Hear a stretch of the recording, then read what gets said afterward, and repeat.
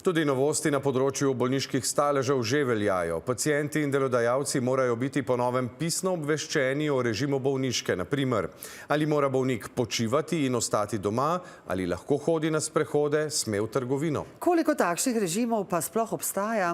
Kako delodajalce zdaj, ko elektronski sistemi še niso povezani, sploh obveščajo in kakšne bodo kazni za morebitne kršitelje? Ana Vidic, Kostevc. Režim gibanja, več laičnih kontrol in strožje sankcije v primeru kršitev. Nov zakon velja že 14 dni. Se vam zdi to potrebno? Tako. Zakaj pa? Ja, a veste, ne zlorabljajo take stvari. Mislim, da je pravilno.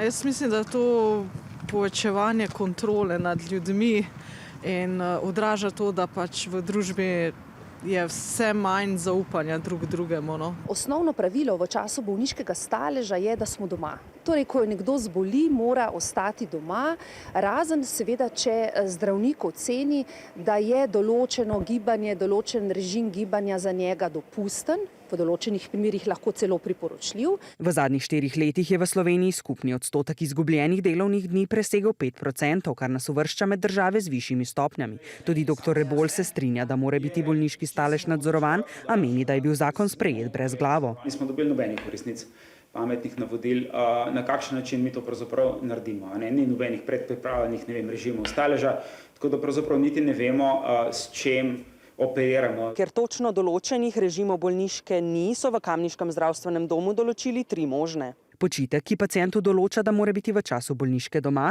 počitek s kratkimi sprehodi in aktivni stalež. Lahko je priporočljivo za pacienta, da pač je doma in počiva in dejansko v staležu ne sme zapuščati svojega doma, ker bi to morda škodovalo njegovemu okrevanju. Ampak ko ti pa pacient pove, reče, jaz živim sam, jaz moram iti v trgovino, jaz sem mati samohranilka, jaz sem otroka v vrtcu. Točnega odgovora na to, kaj zdravnik stori takrat, nima. Mi zelo težko o tem presojamo.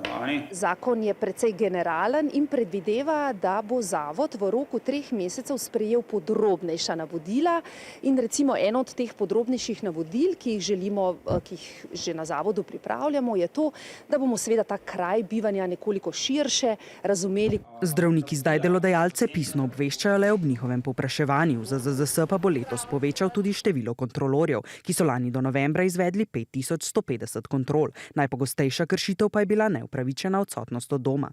Po novem bo, če bo pacient režim gibanja kršil 2-krat v obdobju 5 let, sledil tudi odvzem nadomestila.